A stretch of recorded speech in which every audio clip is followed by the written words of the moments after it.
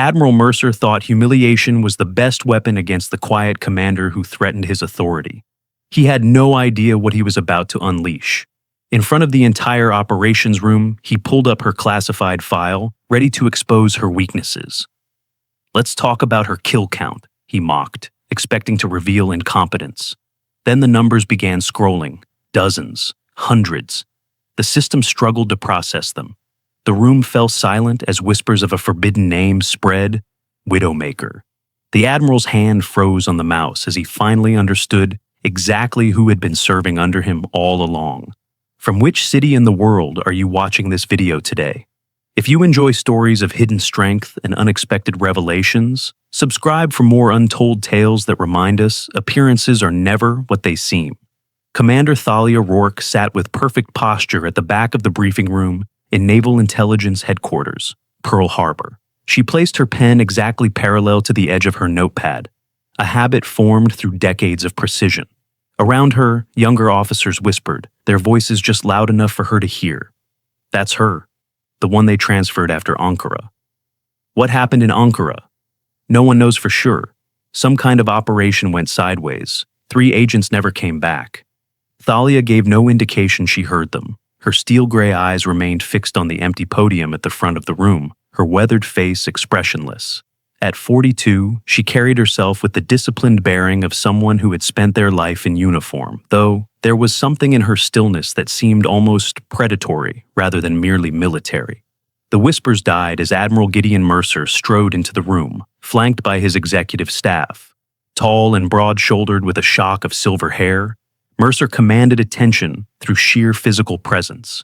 His eyes swept across the assembled officers, deliberately skipping over Thalia as if she were invisible.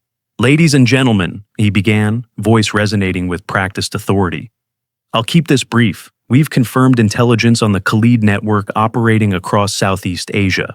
3 cell leaders identified in Singapore, Bangkok, and Manila, with a central command structure we believe is based in Kuala Lumpur." Lieutenant Farron, seated 2 rows ahead of Thalia, leaned forward with visible interest. Young and earnest, with quick intelligence behind his eyes, Farron had been the only officer to make any effort to include Thalia in team activities since her arrival 3 weeks ago. Mercer continued, "This will be a joint task force operation. We coordinate with regional assets but maintain operational control. I'll be assigning roles now." He proceeded through the list of officers, assigning field positions, intelligence coordination, tactical oversight. When he reached the end, he finally acknowledged Thalia's presence with a dismissive glance. "Commander Rourke will handle documentation and mission logs. All field reports will be processed through her before coming to me. The administrative role, a paper pusher position that would keep her desk-bound and away from any meaningful decision-making." Several officers exchanged glances. Thalia's record, what they could see of it, showed extensive field experience across multiple theaters. Lieutenant Farron raised his hand. "Sir, with Commander Rourke's background in field operations, wouldn't she be better utilized in tactical planning or field coordination?" The room tensed. Questioning assignment decisions wasn't done, especially not by junior officers.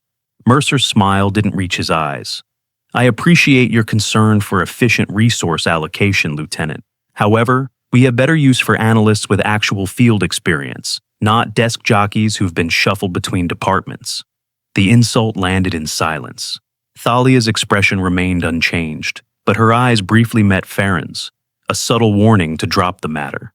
The young lieutenant flushed and looked down at his notes. "If there are no further personnel recommendations," Mercer continued with pointed sarcasm, "let's move to operational parameters." As the briefing progressed into tactical planning, Thalia listened intently, taking occasional notes in a precise, economical hand. When Mercer outlined the extraction route for field teams operating in Manila, she noticed something the others missed. "Admiral," she said, her voice quiet but clear. It was the first time she had spoken, and several heads turned in surprise. "The eastern approach through the Tondo district leaves teams exposed for approximately 12 minutes. Satellite imagery shows multiple elevated positions with clear sightlines to the extraction point." Mercer barely glanced at her.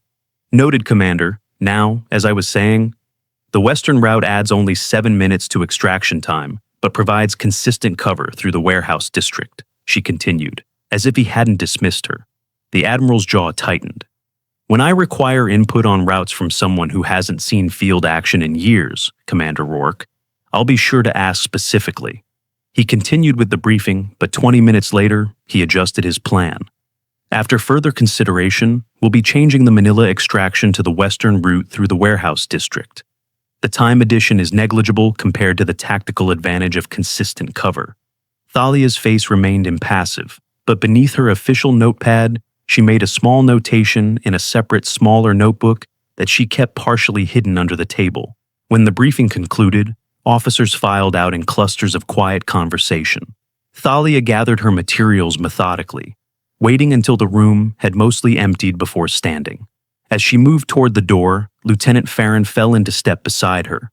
"That was unprofessional of him," he said in a low voice. "Your assessment was tactically sound." Thalia glanced at him, her expression unreadable. "The route was changed. That's what matters. But he took credit for your insight after dismissing you publicly." A ghost of something, perhaps amusement, flickered across her features. "Lieutenant, in my experience, there's rarely credit to be found in our line of work, only results." She quickened her pace slightly, a clear indication the conversation was over. In the mess hall that evening, Thalia sat alone at the far end of a table, methodically working through a plate of food that she seemed to approach as a necessary task rather than a meal to be enjoyed.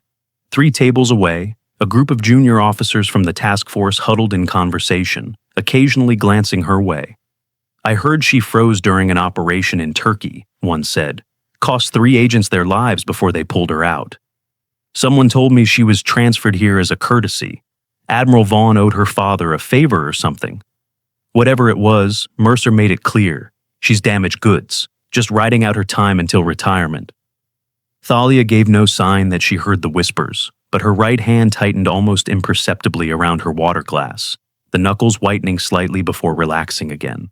She finished her meal with the same efficiency with which she'd begun it, then stood and returned her tray before walking out. An older officer who had been sitting nearby watched her go, a thoughtful expression on his weathered face. After dinner, Thalia returned to her quarters, Spartan, even by military standards. A narrow bed with hospital corners, a desk with a closed laptop, a single chair. The walls bare except for a small calendar with no personal markings. Nothing to indicate the occupant had a life outside these walls. No photos or mementos, nothing personal at all. She moved through an unusual security ritual, checking air vents, testing window latches, running her fingers along the edges of furniture. From her pocket, she removed a small device and swept it methodically around the room, checking for surveillance equipment. Only when she was satisfied did she make a brief phone call on a secure line. "Still in place. Nothing changed," she said simply. The response barely audible. "Phoenix waits for confirmation." She ended the call and prepared for sleep with military efficiency. As she changed into standard-issue PT clothes that served as pajamas, a glimpse of a tattoo was visible on the inside of her right wrist. A black widow hourglass design, partially obscured by what appeared to be deliberate scarring, as if someone had once tried to remove it but stopped partway through. Thalia paused at the foot of her bed, listening intently to the silence of her quarters. After a moment, she knelt and carefully pried up a section of floorboard that had been expertly modified to be removable while appearing undisturbed. From the small cavity, beneath, she extracted something metallic that caught the dim light, the silhouette suggesting a specialized sidearm, different from standard military issue. She froze suddenly, her entire body tensing. Footsteps approached in the hallway outside, deliberate and unhurried. The weapon disappeared beneath her pillow in one fluid motion as she rose to her feet, just as a sharp knock came at her door.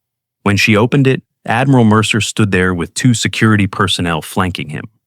"Surprise inspection, Commander," he said, with a thin smile that didn't reach his eyes. "Orders from above." Thalia's face revealed nothing as she stepped back to allow them entry. "Of course, sir." The next 3 weeks established a pattern. Thalia performed her administrative duties with quiet efficiency, processing reports and maintaining mission logs with meticulous attention to detail. She attended briefings, offered observations when directly asked, and otherwise maintained a low profile that bordered on invisibility. Mercer's antagonism, however, only seemed to grow. He questioned her work publicly, assigned her additional administrative tasks that kept her working late into the night, and made pointed remarks about reliability and field readiness whenever she was within earshot.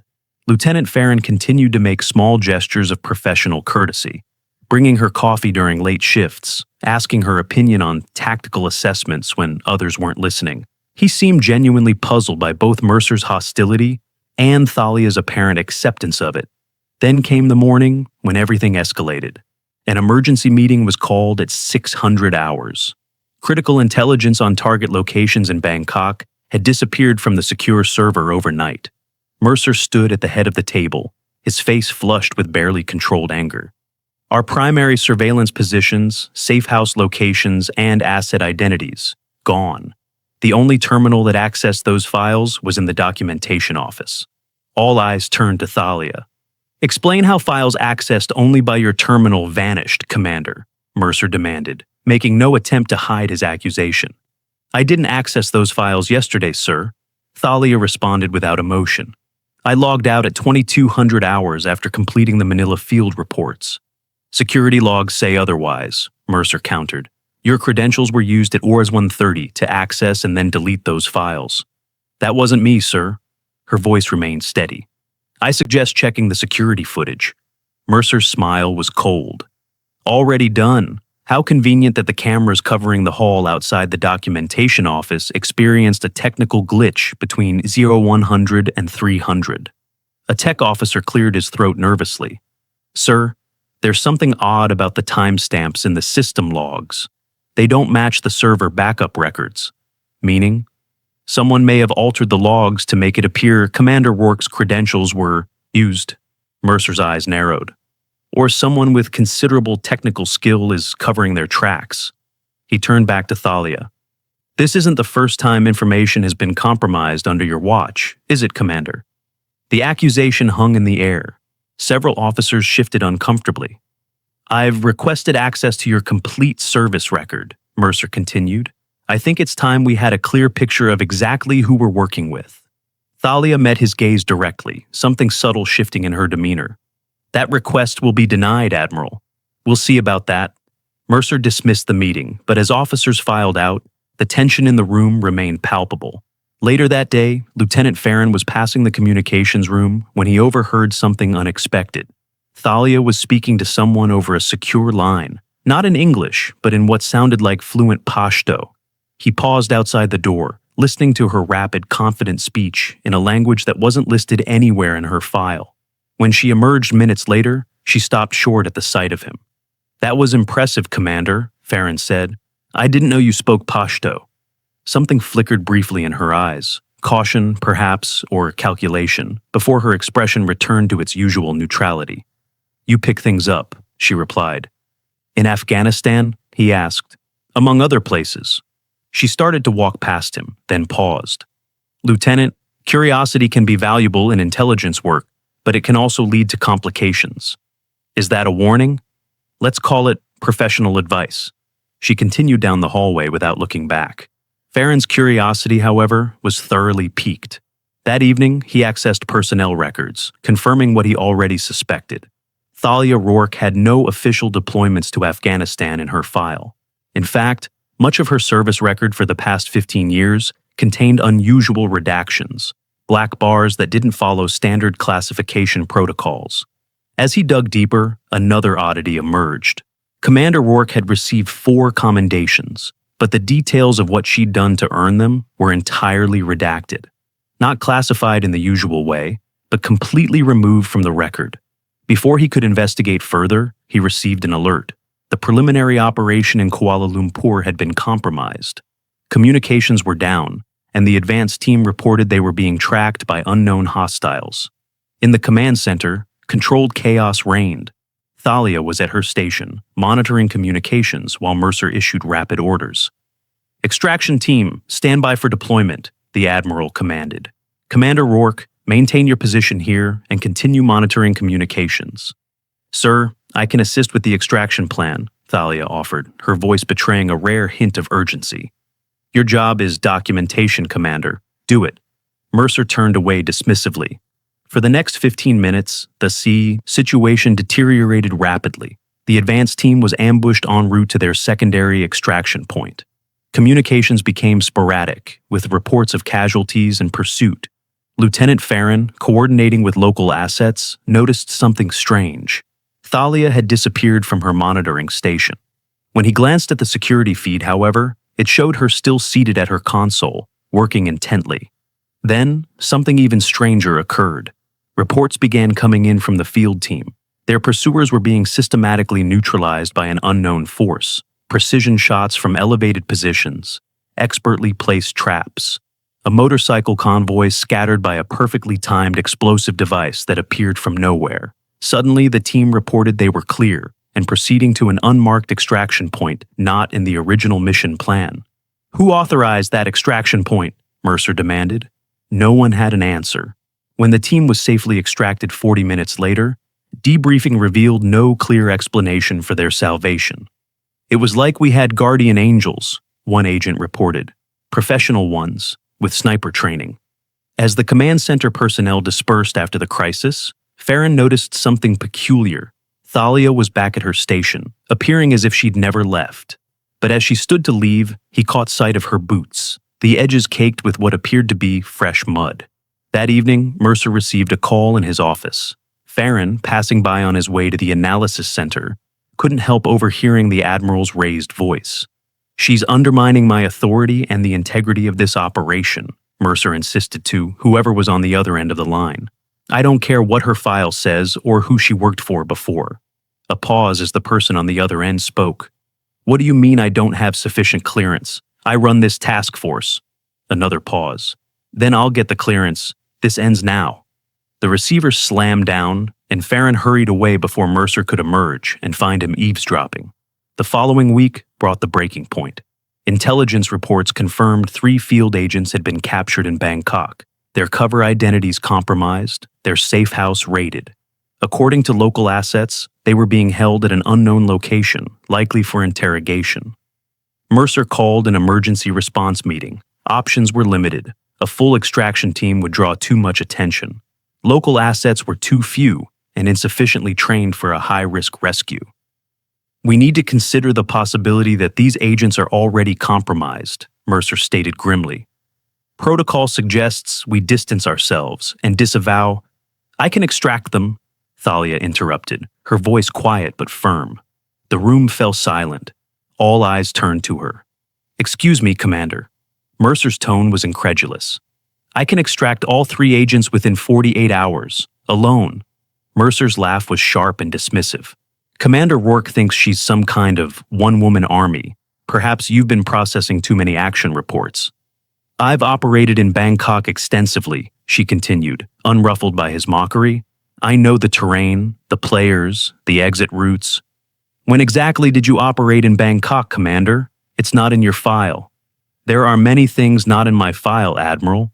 The tension in the room thickened. Something in her tone had changed, a subtle shift from deference to something approaching challenge. Mercer's face darkened. "I've had enough of your cryptic references and undermining suggestions. Perhaps it's time we all knew exactly who we've been serving with." He looked around the room. "I've received special clearance to access Commander Rourke's complete, unredacted service record. Tomorrow morning, 0800 hours, full briefing. Everyone will attend." For the first time, Thalia's composure slipped slightly. Something cold flashed in her eyes. "You don't have clearance for that file, Admiral." "We'll see about that," he responded with satisfaction, clearly pleased to have finally provoked a reaction from her. Dismissed. As officers filed out of the room, an older intelligence officer whom Farron recognized but had rarely spoken with pulled him aside in the hallway. The man's weathered face was tense with what looked like concern. "Lieutenant, did you ever wonder why someone with her experience would accept this treatment?" he asked in a low voice. "Why she never fights back?" Before Farron could answer, the man's secure phone buzzed. He checked the message and his face drained of color. "Oh God," he whispered. "Mercer actually got the clearance." He looked up at Farron with genuine fear in his eyes. "Do you know what Widowmaker means in intelligence circles?" The question hung in the air between them as alarms suddenly blared throughout the facility. Emergency protocols activated. Steel doors sealing sections of the building automatically. Security breach in the central server room, announced the automated system. All personnel report to designated secure areas. In the chaos that followed, Farron lost track of the intelligence officer. But as he hurried toward his assigned security area, he caught a glimpse of Thalia moving purposefully in the opposite direction, toward the server room, not away from it. For just a moment, her eyes met his across the corridor. In that brief glance, Farron saw something that sent a chill through him. Her entire demeanor had transformed. Gone was the deferential, unassuming officer who had endured weeks of humiliation. In her place stood someone else entirely, someone who moved with the focused intensity of a predator. Then she was gone, disappearing around a corner as the security doors continued to close throughout the facility. Farron stood frozen, remembering the intelligence officer's question. "Do you know what Widowmaker means in intelligence circles?" He didn't know, but he had a feeling that by tomorrow's briefing everyone would. From which city in the world are you watching this video today? If you enjoy stories of hidden strength and unexpected revelations, subscribe for more untold tales that remind us appearances are never what they seem. The security breach lasted precisely 7 minutes before the all-clear sounded. By the time Lieutenant Farron reached his designated secure area, the announcement came that the situation had been contained. A system malfunction, they were told, nothing more. Farron wasn't convinced. As officers filed back to their stations, he noticed Commander Thalia Rourke had reappeared, moving calmly through the corridor, as if nothing unusual had occurred. Her uniform was immaculate, her expression unreadable as always. But something had changed in her bearing, a subtle shift from resignation to readiness. At 7:45 the next morning, officers began gathering in the main briefing room. The atmosphere was charged with tension and an undercurrent of anticipation. Rumors had spread overnight. Admiral Mercer had obtained unprecedented clearance to access Commander Rourke's complete service record. Whatever secrets she had been keeping would soon be exposed to everyone. Thalia entered exactly 5 minutes before the scheduled start time. Unlike previous briefings where she had taken a position at the back of the room, today she chose a seat in the center of the front row. Her posture was relaxed but alert, like a coiled spring awaiting release. Farron found himself watching her, rather than the door through which Mercer would enter. Something in her calm struck him as almost predatory. Not the demeanor of someone about to be exposed, but of someone who had set a trap and was waiting for it to spring.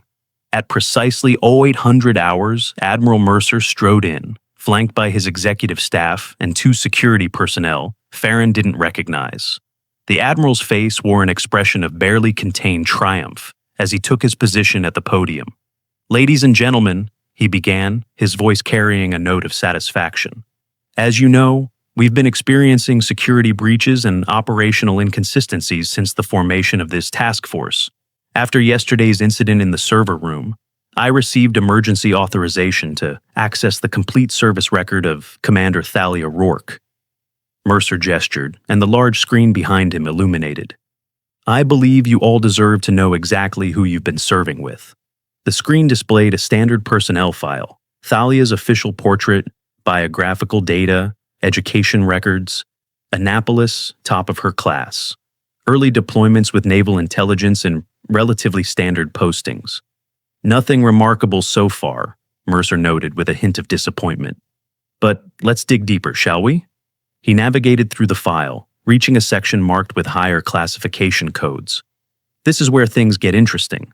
As he attempted to access the secured section, a security warning appeared on screen. Mercer frowned, entered an authorization code, and proceeded.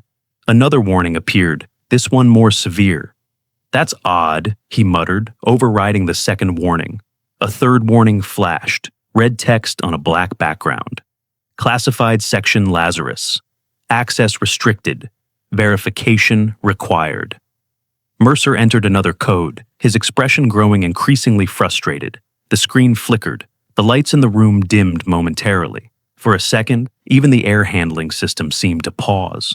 Then the screen changed completely. Gone was the standard personnel file format, replaced by what appeared to be a classified database interface. At the top, a designation, Operative Lazarus. Below it, a simple status indicator, active. "What is this?" Mercer asked, confusion replacing his earlier confidence. The database began populating with information, operation names and dates scrolling across the screen, spanning more than 2 decades. Locations flashed by: Tehran, Kabul, Moscow, Beijing, Caracas, locations that officially had never seen American operations. And then came the numbers. Kill confirmations began appearing beside each operation name.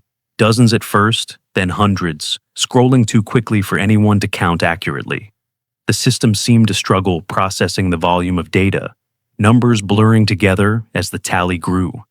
A soft voice came from the back of the room, an older intelligence officer whom Farron had seen speaking with Thalia on rare occasions. "It can't be," the man whispered, his face pale. Another voice, barely audible. "Widowmaker." The word rippled through the room like a current. Officers exchanged glances of disbelief and growing apprehension. Admiral Mercer's expression transformed from triumphant to horrified. He attempted to close the file, but a message flashed on screen. "Access revoked." The room fell into profound silence. Every eye turned to Thalia, who hadn't moved, hadn't changed expression throughout the entire revelation. She sat perfectly still, her gaze fixed on Mercer with unnerving intensity. When she finally spoke, her voice had changed, deeper, more assured, with a quiet authority that filled the room despite its soft volume. "You wanted transparency, sir. Now you have it." Before Mercer could respond, the older intelligence officer stood. "For those of you unfamiliar with what you're seeing, you're looking at the operational history of the asset codenamed Widowmaker." He moved to the front of the room, standing beside the screen that continued displaying operation details. The most effective covert operative in intelligence history, her confirmed eliminations exceed those of entire special operations units. Mercer struggled to regain control of the situation. "This doesn't change." He was interrupted by the sudden activation of the central communication screen.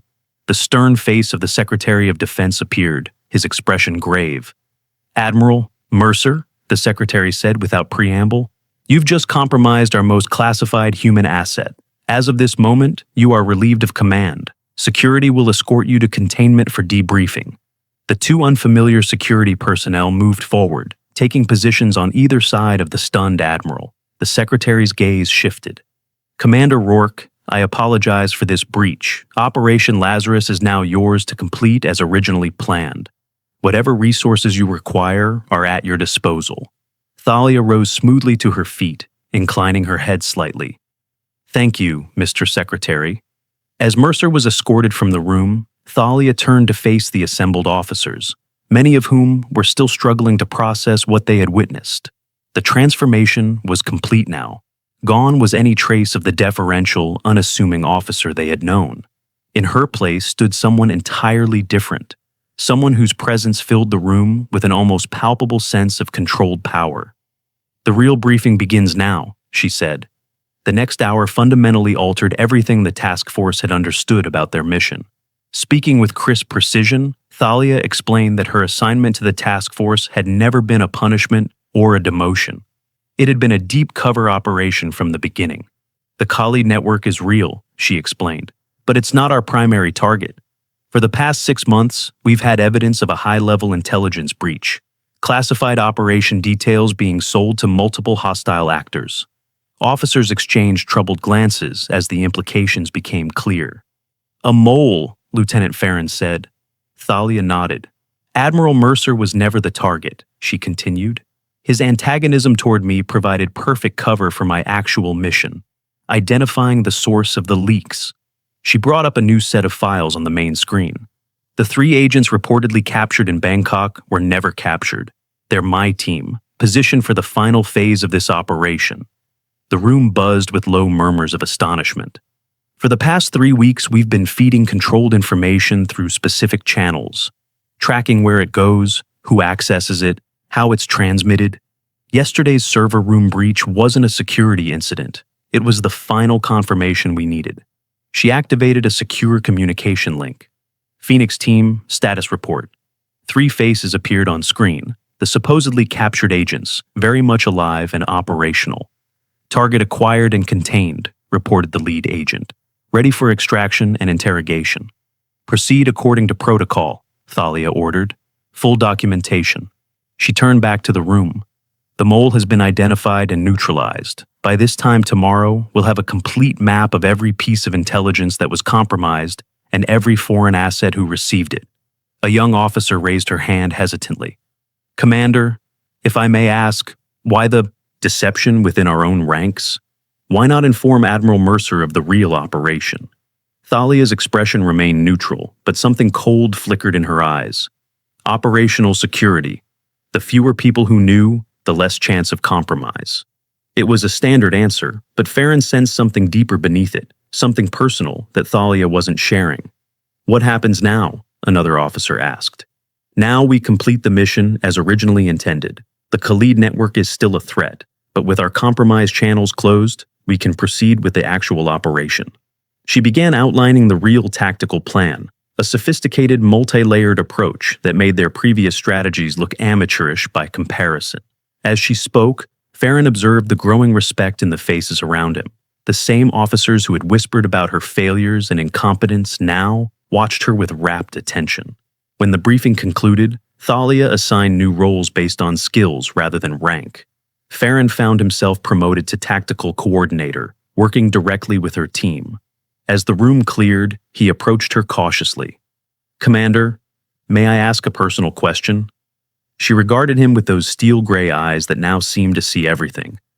You want to know why I accepted Mercer's treatment for months when I could have taken command at any time? Farron nodded. The best place to hide is in plain sight, Lieutenant, under the nose of someone too arrogant to really see you. She gathered her materials with efficient movements. This work isn't about ego or recognition. It's about completing the mission, whatever the personal cost. 3 days later, the operation concluded with unprecedented success. The Khalid network's leadership had been captured intact, their financial infrastructure mapped and frozen, their operational cells dismantled across Southeast Asia. In the aftermath, Thalia prepared for reassignment. Farron found her in her quarters, methodically packing the few personal items she possessed. New orders came through for you, he said, holding out a sealed envelope. You've been promoted. They're giving you command of a specialized task force. She accepted the envelope without opening it. And you, Lieutenant? What's next for you? I've been offered a position with your new team. He hesitated. I'd like to accept it, if you have no objections. Something that might have been amusement crossed her features. You handled yourself well during a complex deception operation, Farron. That's a rare quality. There's one thing I still don't understand, he said. The name they called you, Widowmaker. Thalia was silent for a moment, her gaze distant. Names have power in our world. They become legends, then ghosts, then warnings. She rolled up her sleeve slightly, revealing the Black Widow hourglass tattoo with its deliberate scarring. This one served its purpose. It's time for it to rest. As she prepared to leave the base, Thalia walked through the operations center one final time. The room fell silent as she passed. One by one, officers stood at attention, the highest form of respect they could show. The same junior officers who had once whispered about her failures now stood tallest, their expressions solemn with newfound understanding. Admiral Mercer's replacement, watching from her new office, offered a respectful nod of acknowledgement. That evening, Thalia boarded a transport plane alone. As the aircraft prepared for takeoff, she removed her commander insignia, turning it over in her fingers thoughtfully before replacing it with a new one. Beneath the sleeve of her uniform, the Black Widow tattoo remained, a reminder of who she had been, who she still was beneath the layers of identity. Her secure phone vibrated with an incoming message. Identity compromised. Widowmaker protocol terminated. Her reply was simple. Widowmaker retired. Phoenix protocol initiated. As the plane lifted into the darkening sky, Thalia allowed herself the smallest smile, not of triumph, but of freedom. One mission completed, another beginning. On a classified terminal back at the base, her file received a new designation.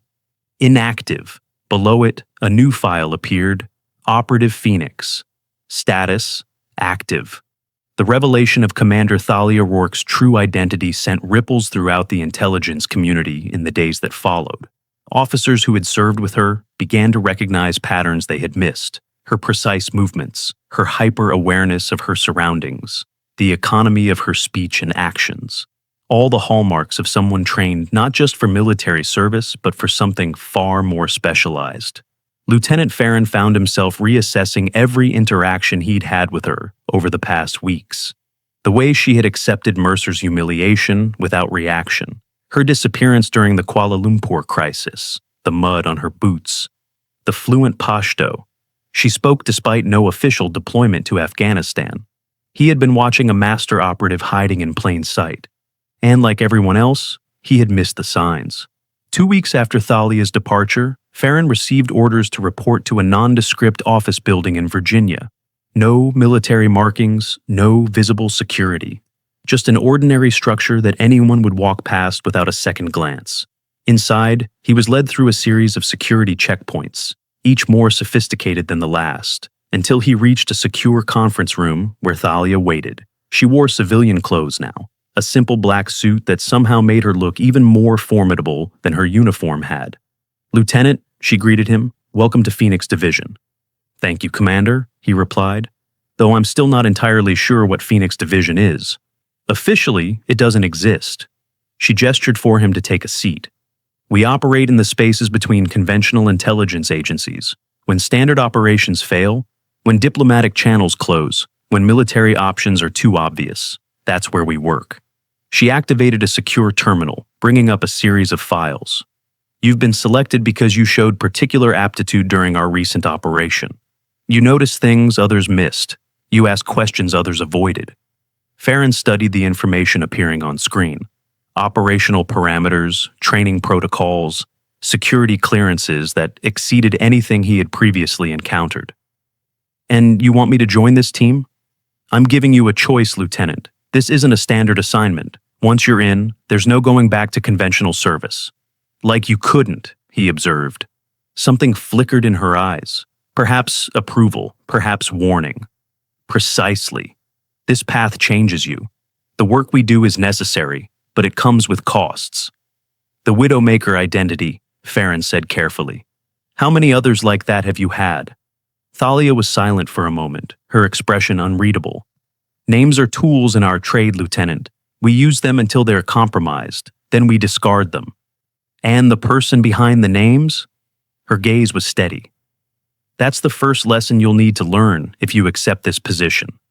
In our world, the mission is what matters. Everything else, identity, comfort, personal connections, becomes secondary." She slid a secure tablet across the table to him. "Take 24 hours, review the materials, consider carefully before you decide." That night, in a secure hotel room, Farron examined the operational files Thalia had provided. Phoenix Division's history was a shadow narrative running parallel to official military and intelligence operations for the past 30 years. Wherever conventional approaches failed, wherever official channels became compromised, Phoenix operatives appeared, unnamed, unacknowledged, leaving no trace except successful mission outcomes. And at the center of many of these operations, a figure whose methods and results matched what he now knew about Thalia Rourke. Different code names, different official identities, but the same precision, the same efficiency, the same lethal effectiveness. The Widowmaker was just one incarnation of many.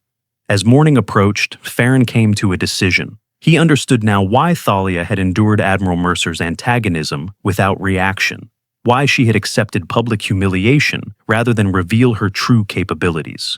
In her world, the ego was irrelevant. Only the mission mattered. He wondered if he could operate by the same principles, if he could subsume his identity to the requirements of operations that would never appear in any official record, if he could become a ghost moving through the shadows of global conflicts, unseen and unacknowledged. At precisely 0900 hours, he returned to the nondescript building. Thalia was waiting, her expression revealing nothing of her thoughts. "Have you decided, Lieutenant?" "Yes," he said simply. "I'm in." She nodded once, then extended her hand. It was the first time she had offered such a personal gesture. "Welcome to Phoenix Division, Operative Farron." As they shook hands, he noticed something new.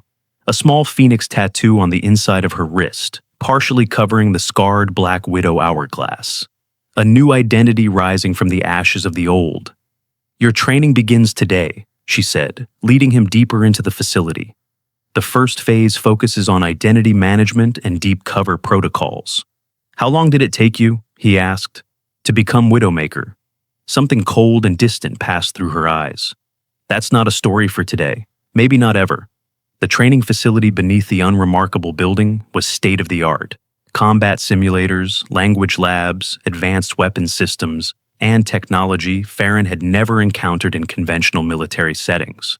As they walked through the facility, other operatives acknowledged Thalia with quiet nods of respect. No salutes here, no visible rank insignia, but the hierarchy was clear nonetheless. Whatever her official title might be, Thalia Rourke, or whatever her real name was, commanded this shadow organization with unquestioned authority. "Your first assignment will be observation only," she explained as they reached a secure briefing room. "You'll accompany me to Istanbul next week. Watch, learn, say nothing." "What's the mission?" "Asset extraction, a scientist who's developed something both we and our adversaries want." "And if our adversaries reach him first?" Thalia's expression didn't change, but something shifted in her eyes, the predatory focus he had glimpsed during the server room lockdown. "Then we implement Phoenix Protocol 7. She didn't elaborate, and Farron didn't ask. He was beginning to understand the rules of this new world he had entered. Information was compartmentalized. Questions were permitted, but answers came only when necessary. As their briefing concluded, an alarm sounded. Not the blaring emergency signal he was accustomed to from military installations, but a soft, pulsing tone that immediately brought the facility's personnel to heightened alertness. "What's happening?" he asked. "Perimeter breach," Thalia replied, moving swiftly to a secure terminal. "Level 3. The screens around them activated, showing security camera feeds from the building's exterior. A nondescript van had parked across the street. Men in utility company uniforms were deploying, moving with the disciplined precision that marked them as something other than utility workers. "Response Team Alpha, positions," Thalia ordered into a communications device. "Initiate Protocol Chimera." Farron watched as the ostensibly ordinary office building transformed. Hidden security measures activated. Personnel moved into predetermined defensive positions with practiced efficiency. "Who are they?" he asked. "That's what we're going to find out." Thalia checked her sidearm. A specialized weapon Farron didn't recognize. "Your training starts now, Lieutenant. Stay close, observe, intervene only if directly ordered." They moved through the facility, which was now operating under lockdown protocols. Other operatives joined them, men and women in civilian clothes who nevertheless moved with unmistakable military precision. "How did they find this location?" Farron asked as they reached a security station near the building's main entrance. "That," Thalia said, "is the most important question." Her expression was coldly focused. "And it suggests we still have a security problem." The implications were clear. Despite the capture of the mole within their previous operation, someone still had access to classified information. Someone who knew about Phoenix Division, and specifically about Thalia's connection to it. Could it be connected to Mercer? Farron suggested. Retaliation for his removal? Possible, but unlikely. Mercer is contained. She studied the security feeds intently. "This is something else, something that was set in motion before our Bangkok operation concluded." The men outside had established positions around the building, maintaining the pretense of utility work while systematically covering all exits. 8 hostiles, Thalia noted. Standard tactical formation for a capture operation, not an elimination team. "They want someone alive," Farron realized.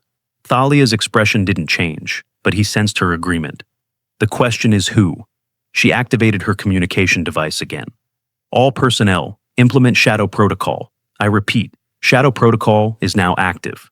Throughout the facility, lights dimmed. Systems powered down to minimal operational levels. Personnel moved into concealed positions or evacuated through hidden exits.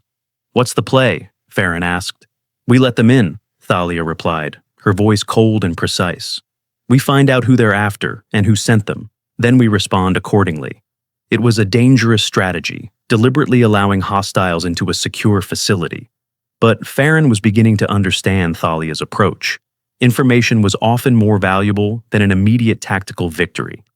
Stay close, she instructed, leading him toward a concealed observation point near the main entrance. And remember, this is an intelligence gathering operation first. Combat is secondary. As they took their positions, Farron noticed something he hadn't seen before, a small scar at the base of Thalia's neck, partially visible above her collar. Surgical in its precision, it appered to be the result of an injury that had been professionally treated. Before he could process this observation, the building's exterior doors were breached. The false utility workers moved in with tactical precision, weapons now visible. Thalia watched them without expression, her breathing calm and controlled. European trained, she noted quietly. Private contractors, not state actors. The intruders moved through this reception area, communicating through subvocal microphones. Their movements were coordinated but cautious. They clearly expected resistance. They don't know the building's internal layout, Thalia observed. They're working from outdated intelligence. One of the men, clearly the team leader, consulted a small device, then directed his team toward the elevators. As they moved past the observation point, where Thalia and Farron were concealed, the leader spoke into his communication device. First floor clear, proceeding to target location. Blackwood wants the woman alive. Anyone else is expendable. Thalia's expression changed for a fraction of a second. A micro-expression of recognition so brief Farron almost missed it. Blackwood, she whispered, so softly he barely heard it. You know that name, he said. She didn't respond immediately, her focus entirely on the intruders as they forced open the elevator doors and began preparing climbing equipment to descend the shaft. Yes, she finally said, her voice devoid of emotion. I know Blackwood. She activated her communication device once more. All units, this is Operative Phoenix. Implement Lazarus Protocol. Target is Victor Blackwood. Capture team approaching via main elevator shaft. Throughout the building, hidden defense is activated. The lights in the elevator shaft extinguished, plunging the intruders into darkness. Then came the soft sound of gas being released. Not lethal, Farron guessed, but designed to incapacitate. Who is Blackwood? He asked as they moved away from their observation point, heading toward what appeared to be a secure command center. Someone from my past, Thalia replied, her voice tight with controlled emotion. Someone who should be dead. In the command center, security feeds showed the intruders succumbing to the gas, their tactical discipline breaking down as they struggled to don protective masks too late. Containment teams, secure the hostiles, Thalia ordered. Full biometric identification. I want to know who hired them, how they were paid, and what exactly they were told about their target. She turned to Farron, and he saw something he hadn't witnessed before, a crack in her perfect composure, a flash of what might have been anger, or perhaps fear, quickly controlled and concealed. Lieutenant, your training schedule has just been accelerated. Victor Blackwood's involvement changes everything. Who is he? Farron pressed. Thalia was silent for a moment, her expression distant as if accessing memories long suppressed. When she finally spoke, her voice was unnaturally calm.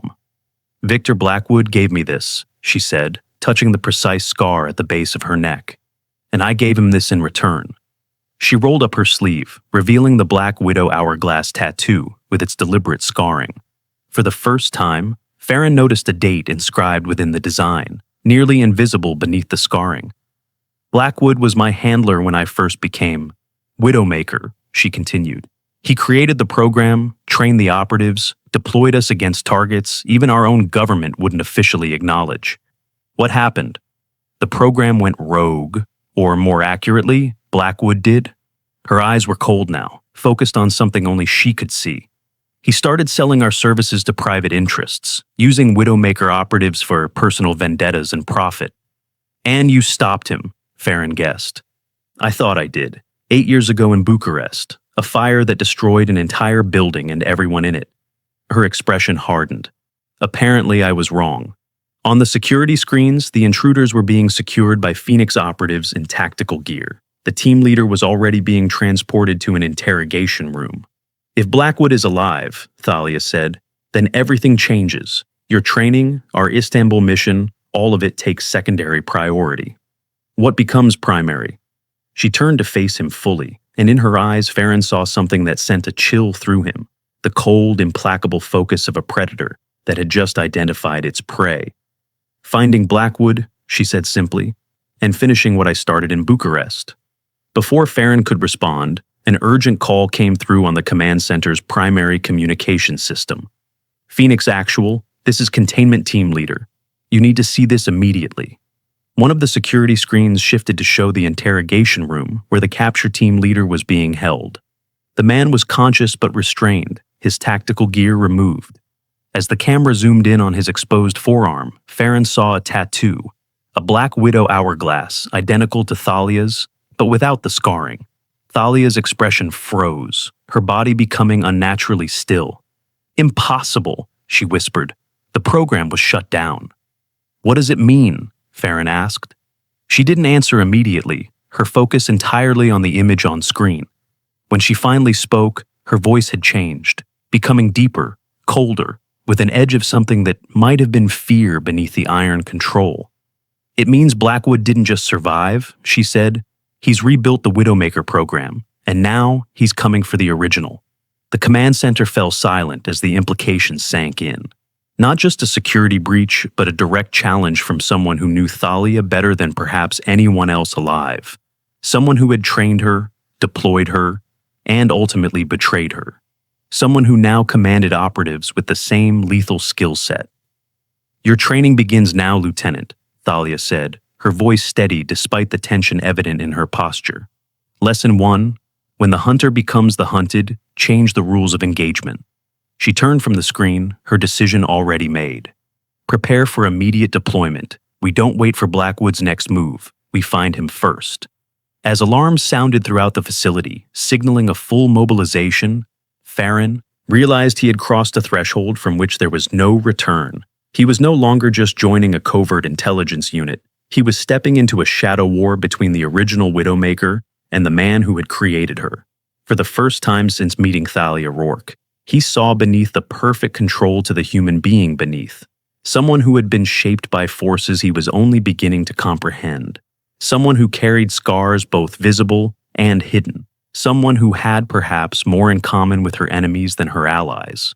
As personnel rushed to prepare for the unexpected deployment, Thalia stood perfectly still amid the controlled chaos, her gaze fixed on the image of the captured operative with his widow tattoo. For just a moment, her hand moved to her own wrist, fingers tracing the scarred hourglass that marked her as what she had once been, what she still was, Widowmaker.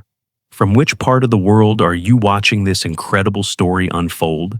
If this tale of hidden identities and unexpected strength resonates with you, please subscribe and share your thoughts below. Every comment helps us bring more stories like this to light. The Phoenix Division facility transformed within hours.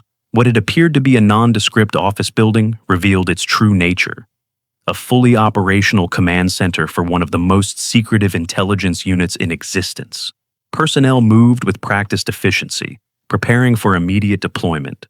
The captured mercenaries were secured in reinforced cells 3 levels below ground, their equipment and communications devices undergoing forensic analysis.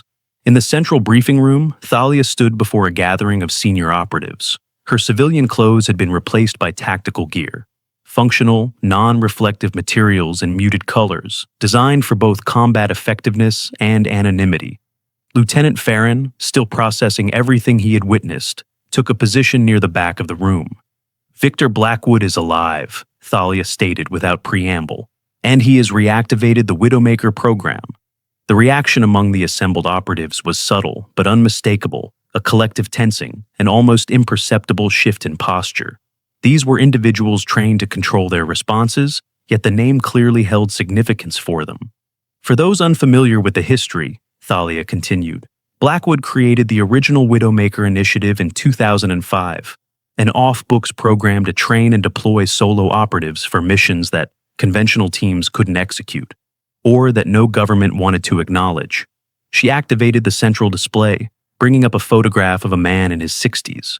Tall and lean, with silver hair and piercing blue eyes, he had the refined appearance of an academic rather than a spy master. The program was effective, Thalia said, her voice clinically detached, until Blackwood began selling our services to private interests. 8 years ago, we believed he died during an operation in Bucharest. We were wrong. One of the senior operatives spoke up. The captured team leader confirmed Widowmaker training. Confirmed, Thalia replied. Newer generation, but the methodologies match. Blackwood has rebuilt the program, likely with private funding. What's his objective? Another operative asked. Based on their tactics and equipment, this was a capture operation, not an elimination. Thalia's expression remained neutral, but Farron detected a slight tightening around her eyes. They were specifically targeting me. The implications hung in the air. Blackwood wasn't just rebuilding his program, he was coming after the original Widowmaker, either for revenge or for some purpose not yet clear. We have 72 hours, Thalia continued. Intelligence from the captured operatives gives us a narrow window to locate Blackwood before he goes to ground. Teams will deploy to 3 potential locations. She highlighted points on a global map displayed behind her. Zurich, Singapore, and Caracas. Each team will operate under full Phoenix protocols.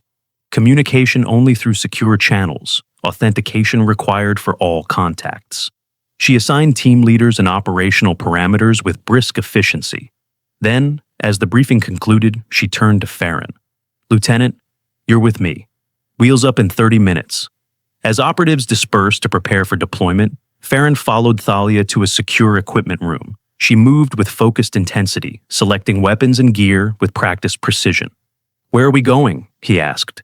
None of the locations I mentioned, she replied without looking up from her preparations.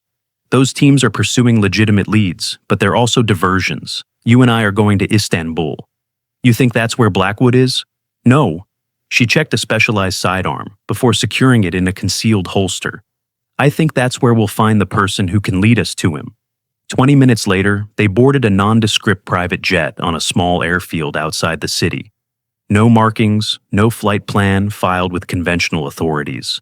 Nothing to connect it to any government agency or known organization. As the aircraft lifted off, Thalia finally provided context. The scientist I mentioned earlier, our extraction target in Istanbul, he's not just any asset. He was Blackwood's medical specialist during the original Widowmaker program. Medical specialist? Farron questioned. Dr. Ezra Weiss. Thalia's expression darkened slightly. He developed the physiological enhancements that made the program possible. Enhancements? For a moment, Thalia was silent, seeming to debate how much to reveal. Then she rolled up her sleeve, exposing the Black Widow tattoo with its deliberate scarring. The tattoo isn't just identification. It's a marker covering an implant access point. She touched the scar at the base of her neck. Neural interfaces, adrenal, modulators, optical enhancements, the full spectrum of what the program called optimizations. Farron processed this information with growing unease. You're saying Widowmaker operatives were surgically modified? Enhanced, she corrected. Made faster, stronger, more resilient. Capable of operating at peak physical and mental capacity for extended periods without normal human limitations. The implications were profound and disturbing. Not just exceptionally trained operatives, but physically altered human weapons. And this doctor, Weiss, he performed these procedures? He designed them, Thalia replied, and supervised their implementation. When the program was officially terminated, he disappeared with his research. Now he's resurfaced in Istanbul, apparently with a significant advancement in his technology. Multiple agencies are trying to extract him. Including Blackwood, Farron concluded. Thalia nodded.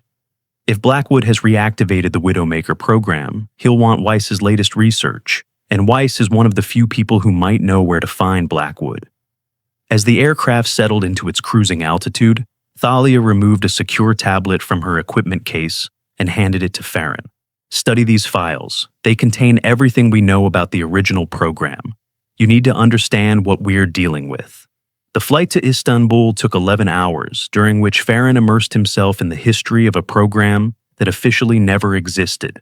The Widowmaker initiative had begun as a theoretical concept, the creation of operatives capable of executing missions that would require conventional teams of a dozen or more specialists.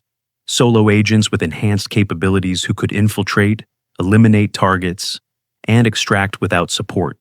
The documentation was clinical, detailing physiological modifications, psychological conditioning protocols, and operational parameters with cold precision.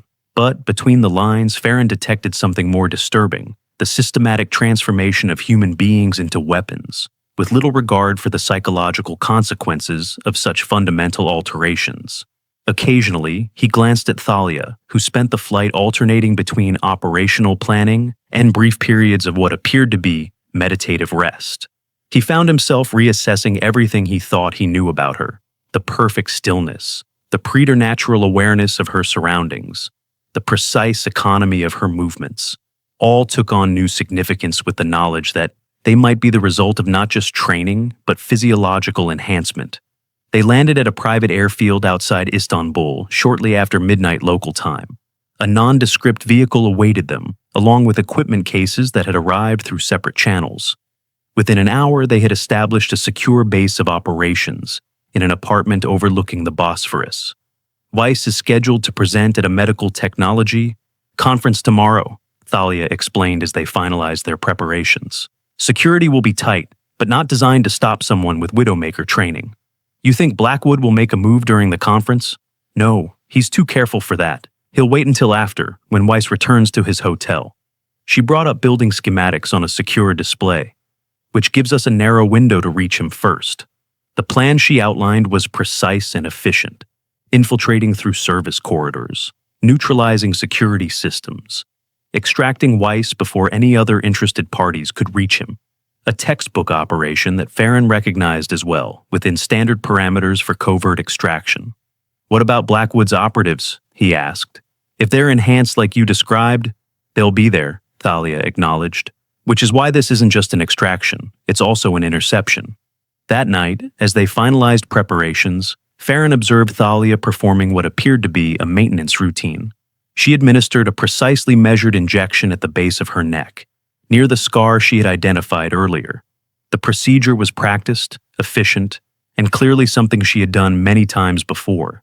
The enhancements require regular maintenance, she explained, noticing his attention.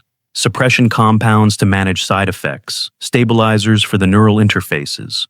Side effects? She secured the specialized medical kit before responding. Heightened aggression, sensory hypersensitivity, sleep disturbances. Her expression remained neutral, but something in her eyes suggested a deeper truth left unspoken. The optimizations come with costs. The following morning, they moved into position near the conference center. Thalia wore the guise of a pharmaceutical representative, her lethal capabilities concealed beneath an unremarkable business suit. Farron, posing as security personnel, established a position with clear sightlines to the main entrance. Dr. Ezra Weiss arrived precisely on schedule, a small, meticulous man with sharp features and calculating eyes. As he presented his research on advancements in neurological integration technology, Farron noted the carefully phrased language that obscured the true implications of his work. To most of the medical community present, Weiss was discussing therapeutic applications for injury recovery. To those who understood the subtext, he was revealing the next generation of human enhancement. When the presentation concluded, Thalia's voice came through Farron's concealed earpiece. Target moving to secondary location. Intercept positions. They converged on Weiss's hotel through separate routes. Farron, following Thalia's precise instructions, disabled 2 security cameras and bypassed an electronic lock to secure their entry route. The efficiency of their infiltration spoke to countless similar operations executed in the past. Thalia reached Weiss's suite first. When Farron arrived minutes later, he found the scientist seated calmly in an armchair, regarding Thalia with what appeared to be resignation rather than fear. Commander Rourke, Weiss said, his voice carrying a slight German accent. Or perhaps you prefer Widowmaker. It's been a long time. Not long enough, Doctor, Thalia replied, her tone coldly professional. We need to move quickly. Of course you do, Weiss sighed, because Victor knows I'm here, just as he knew you would come for me. He studied her with clinical interest. How are the enhancements functioning after all these years? Any degradation in the neural pathways? Rejection symptoms? Save the medical assessment for later, Thalia instructed. Right now, I need to know where Blackwood is operating from. Weiss smiled thinly. Why would I tell you that? You shut down my life's work once before. Because his new Widowmakers are coming for you too, Farron interjected. And they won't be as interested in keeping you alive as we are. The doctor's expression faltered slightly. New Widowmakers? That's not possible. The enhancement protocols were lost when the program terminated. Not lost, Thalia corrected. Recreated. Blackwood has rebuilt the program, Doctor. And if his operatives reach you first, your usefulness will end the moment they extract your research. Before Weiss could respond, Thalia's posture changed, a subtle shift from the conversational readiness to combat alert. Her hand moved to her concealed weapon an instant before Farron heard it, the almost imperceptible sound of movement in the corridor outside. Company? She said softly. At least 2 operatives, possibly enhanced. She turned to Weiss. Is there another exit? The doctor nodded toward a connecting door. Adjoining suite. I always book both. Smart man, Thalia acknowledged. Farron, get him to that room and secure the exit. I'll handle our visitors. Alone? Farron questioned. Something cold and predatory shifted in Thalia's eyes, the emergence of Widowmaker from beneath Commander Rourke's controlled exterior. This is what I was made for, Lieutenant. Go. As Farron escorted Weiss to the adjoining suite, he heard the soft sound of Thalia positioning herself near the main entrance. Despite his training and experience, he felt a chill of apprehension. The files he had studied during their flight had made one thing abundantly clear. Enhanced Widowmaker operatives were lethal beyond conventional human capability. And now, Thalia was facing at least 2 of them, alone. In the adjoining suite, he secured Weiss and took up a defensive position near the connecting door, sidearm ready. Through the partial opening, he could see Thalia standing perfectly still, her breathing controlled, her focus absolute as she waited for the inevitable breach. It came with startling suddenness. The electronic lock disengaged, the door swinging open to reveal 2 figures in nondescript tactical gear. They moved with the same, precise economy that Farron had observed in Thalia, their movements fluid and coordinated, without the need for verbal communication. What happened next occurred so quickly that Farron struggled to process the sequence. Thalia engaged both intruders simultaneously, her movements blurring with impossible speed. A precisely placed strike incapacitated the first operative's dominant arm. A sweeping leg movement disrupted the second's balance, each motion flowing into the next with lethal precision. The intruders responded with equal speed, adapting their tactics to counter her attacks. It was like watching a combat simulation at double speed, reaction times too fast for normal human physiology, strength and precision that exceeded standard parameters. One of the operatives managed to land a solid strike to Thalia's midsection. She absorbed the impact without visible effect, and countered with a combination that sent him staggering backward. The second attempted to deploy some kind of specialized weapon, a thin metallic device that Farron didn't recognize. Thalia intercepted it before it could activate, turning the device against its wielder with brutal efficiency. The engagement lasted less than 30 seconds. When it ended, both intruders lay incapacitated on the floor, neutralized but deliberately left alive. Thalia stood over them, her breathing elevated but controlled, her posture alert for any additional threats. Clear, she announced, her voice unnaturally calm considering the intensity of the confrontation. But there will be more. We need to move now. As they escorted Weiss through a service exit and into a pre-positioned vehicle, Farron found himself reassessing his understanding of what he had witnessed. The clinical descriptions in the Widowmaker files hadn't prepared him for the reality of enhanced operatives in combat. The speed, precision, and raw efficiency exceeded anything possible through training alone. "Where are we going?" Weiss asked as they drove away from the hotel. "Somewhere secure," Thalia replied. "Where you're going to tell me everything you know about Blackwood's current operation." They reached a safe house on the outskirts of the city, a modest apartment above a closed market, unremarkable and easily overlooked. As Thalia established security measures, Farron kept watch on their reluctant asset. "You've maintained your enhancements well," Weiss observed, studying Thalia with professional interest. "Most of the original subjects experienced significant degradation after 5 years. Yet, you've sustained optimal functionality for more than a decade." "The original subjects," Thalia repeated, her tone hardening slightly. "You mean the people you modified?" "Enhanced," Weiss corrected, echoing her earlier terminology. "Made better, given capabilities beyond normal human limitations." "At what cost, Doctor?" There was something in her voice now, a controlled anger that hadn't been present before. How many of the original subjects suffered psychotic breaks, neural degradation, rejection symptoms that left them crippled? The doctor's expression tightened.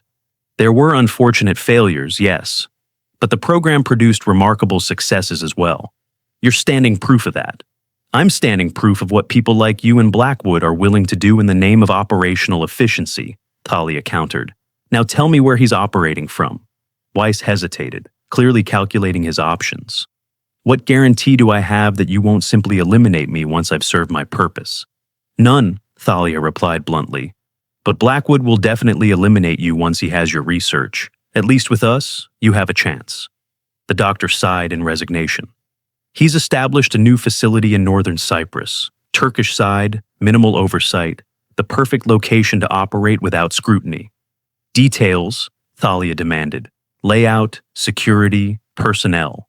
As Weiss provided the information they needed, Farron observed the subtle shifts in Thalia's demeanor, the cold calculation as she processed tactical data, the precision with which she formulated extraction parameters. This was Widowmaker fully emerged, the lethal operative beneath the controlled exterior of Commander Rourke. When they had extracted everything useful from Weiss, Thalia secured him in a separate room and activated a secure communication channel to Phoenix Division. Target secured, primary objective identified, requesting extraction team for the package and clearance for secondary operation. The response came from the senior operative who had led their earlier briefing. Extraction team en route. Secondary operation approved. Full autonomy granted. Phoenix Actual sends personal authorization for Protocol 7 if necessary. Acknowledged, Thalia replied. She deactivated the communication device and turned to Farron. The extraction team will take Weiss into protective custody. You'll accompany them back to headquarters. And you? Farron questioned, though he already suspected the answer. I'm proceeding to Cyprus. Blackwood is there, supervising the new program personally. Alone? Even with your enhancements, the tactical odds. This isn't about tactics, Lieutenant, she interrupted. This is about finishing something that should have ended 8 years ago in Bucharest. He recognized the resolution in her voice, the decision already made, immutable. At least, let me accompany you as far as the insertion point. She studied him for a moment, then nodded once. Acceptable. But you'll remain on standby. This operation requires specific capabilities. The extraction team arrived 6 hours later, a 4-person unit with specialized equipment for secure transport. As they prepared Weiss for the journey, the team leader provided Thalia with additional intelligence. Blackwood's security has increased in the past 12 hours, she reported. Satellite imagery shows enhanced EWI. Perimeter measures. He knows we're coming. Good, Thalia replied, her voice carrying an edge of cold certainty. That will make him easier to find. They separated from the extraction team at a secondary airfield, boarding a smaller aircraft bound for Cyprus. During the flight, Thalia performed another maintenance procedure, this one more extensive than before. Farron watched as she administered multiple compounds, each precisely measured. Preparation protocol, she explained, noting his observation. Optimizing performance parameters for extended operation. The enhancements, he said carefully. How much do they change you? She was silent for a moment, considering the question. Physically, they amplify existing capabilities. Faster reflexes, increased strength, enhanced sensory perception. Cognitively, they accelerate processing, improve memory function, sharpen focus. And psychologically, her expression remained neutral, but something shifted in her eyes. They distance you from normal human limitations. Pain becomes data. Fear becomes calculation. Empathy becomes tactical awareness. Is that why you scarred the tattoo? Farron asked, indicating the deliberate damage to the Black Widow mark. Trying to reject what they made you? For the first time, Thalia's composure faltered slightly, a momentary glimpse of the human beneath the enhancement. After Bucharest, when I thought Blackwood was dead and the program terminated, I tried to remove it completely, to erase that part of my history. She traced the scarred pattern with her fingertips. But some marks can't be removed entirely. They become part of you. They landed at a small airstrip in northern Cyprus shortly after midnight. A local contact, provided transportation and final intelligence updates on Blackwood's facility, a repurposed research complex in a remote area, ostensibly devoted to agricultural technology. "This is where we separate," Thalia informed Farron as they established a forward position 2 kilometers from the target. "The extraction team has established a secure exfiltration point here." She indicated a location on their tactical map. "If I haven't returned or made contact within 12 hours, proceed to headquarters with all gathered intelligence." Farron studied the facility schematics with growing concern. "The security measures are designed specifically against Widowmaker protocols. Blackwood's expecting you." "Of course he is," Thalia replied. "He trained me. He knows how I operate." "Then why give him what he expects?" Something approximating approval flickered in her expression. "Because sometimes the expected approach is still the right one. Blackwood will have prepared for Widowmaker tactics, but he's prepared for the Widowmaker he created, not the one I've become."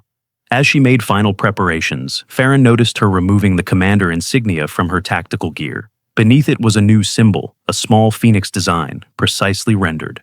"Thalia," he said, using her first name for the first time since they'd met. "What's Protocol 7? She paused, then turned to face him fully. Widowmaker was designed as a precision instrument, surgical strikes, minimal collateral damage. Protocol 7 is the opposite, total neutralization of a target site, regardless of collateral effects. They've authorized you to destroy the entire facility. If necessary," she confirmed, "Blackwood's research cannot be allowed to continue. The enhancements, what they do to operatives over time—" She stopped, something vulnerable briefly visible beneath her controlled exterior. "No one should have to become what we became." With that, she was gone, moving toward the facility with a predatory grace that defined Widowmaker operatives. Farron maintained position at the observation post, monitoring communications and security systems, providing what support he could from a distance. For the next 3 hours, there was nothing but silence. Then suddenly, alarm systems activated throughout the facility.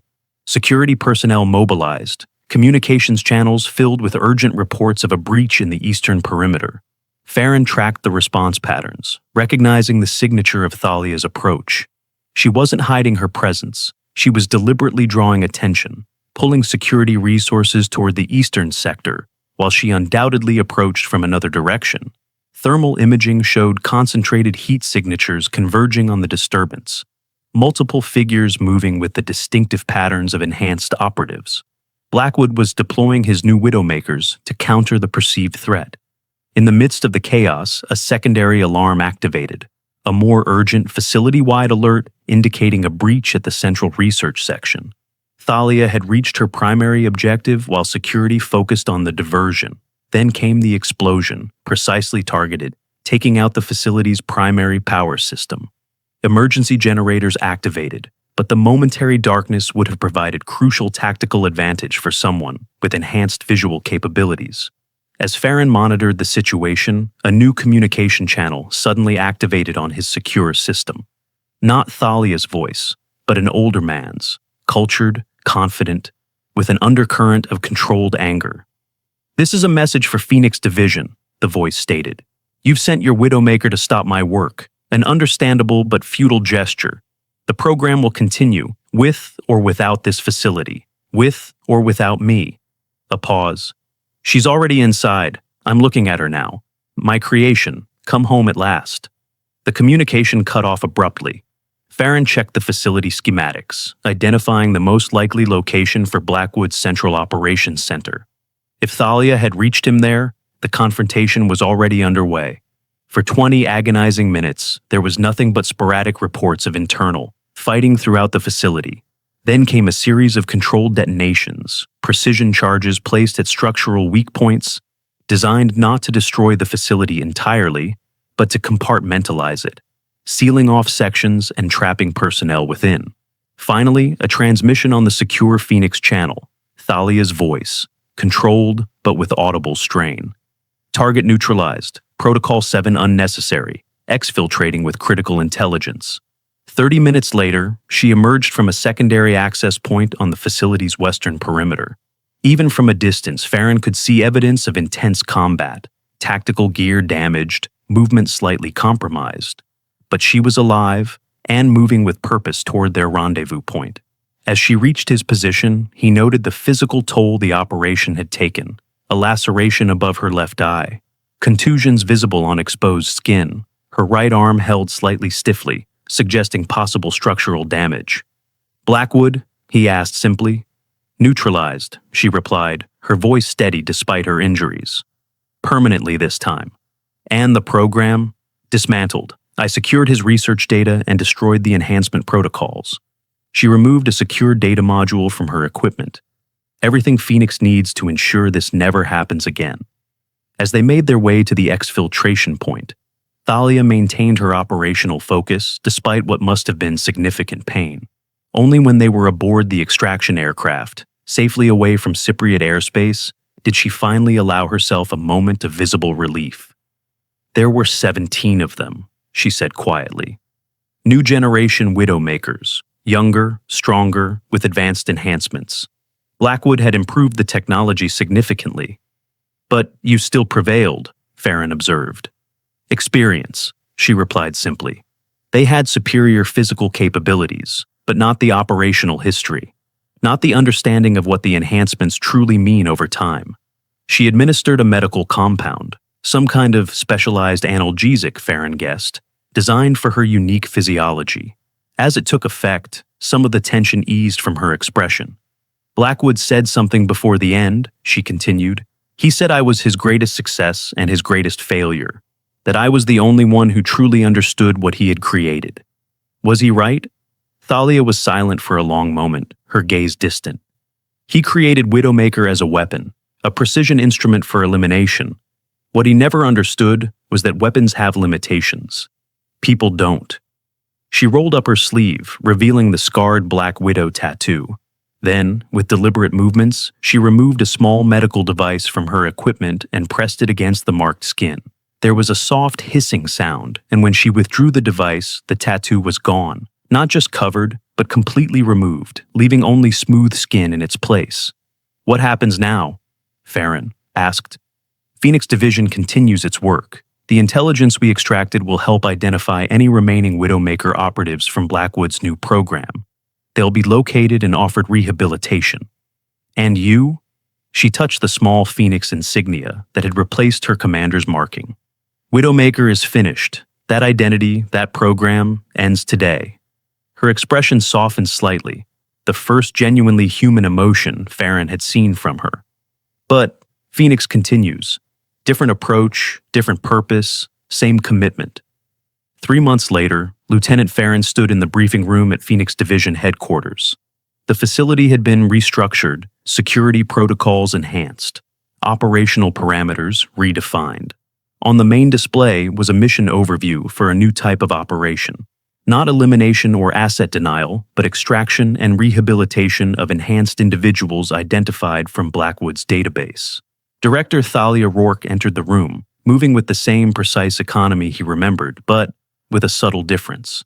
The cold, predatory edge that had defined Widowmaker had been replaced by something more balanced, still focused and disciplined, but without the inhuman detachment. "The first extraction team is ready," she announced to the assembled operatives. "Our target is a former Widowmaker operative currently operating in Southeast Asia. Intelligence suggests she's experiencing enhancement degradation and may be receptive to our offer of medical assistance."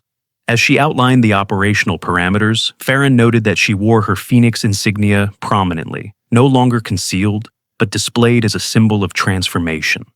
"Our objective is not elimination," Thalia emphasized. "These individuals were made into weapons, just as I was. Our mission is to give them back their humanity, if they choose to accept it." Later, as operatives prepared for deployment, Farron approached her privately. "Do you think they'll accept our offer, after everything they've been conditioned for?" Thalia's expression was thoughtful, a depth of humanity present that had been carefully concealed during their first meeting months ago. "Some will, some won't, but they deserve the choice I never had." She rolled up her sleeve slightly, revealing the unmarked skin where the Black Widow tattoo had once been. In its place was a new marking, the Phoenix symbol, but with subtle differences from the official insignia. More personal, with intricate detail work that spoke of individual meaning rather than organizational identity. Widowmaker was created to eliminate targets with surgical precision, she said quietly. Phoenix exists to rebuild what others have broken. It's a better purpose. As the extraction team departed for their mission, Thalia stood at the operations center window, watching the aircraft lift off. In her reflection on the glass, Farron could see both who she had been and who she had chosen to become, not defined by the enhancements or the program that had created her, but by the choices she had made afterward. Not a weapon, but a person who had reclaimed her humanity while retaining the strength that had allowed her to survive. Are you watching this final chapter from somewhere around the world, where ordinary heroes work silently behind the scenes? We all have the power to redefine ourselves beyond the labels others give us. If you found meaning in Thalia's journey from weapon to guardian, from Widowmaker to Phoenix, share your thoughts below and subscribe to join our community of storytellers and listeners. Every story has an ending, but the meanings we find in them continue long after.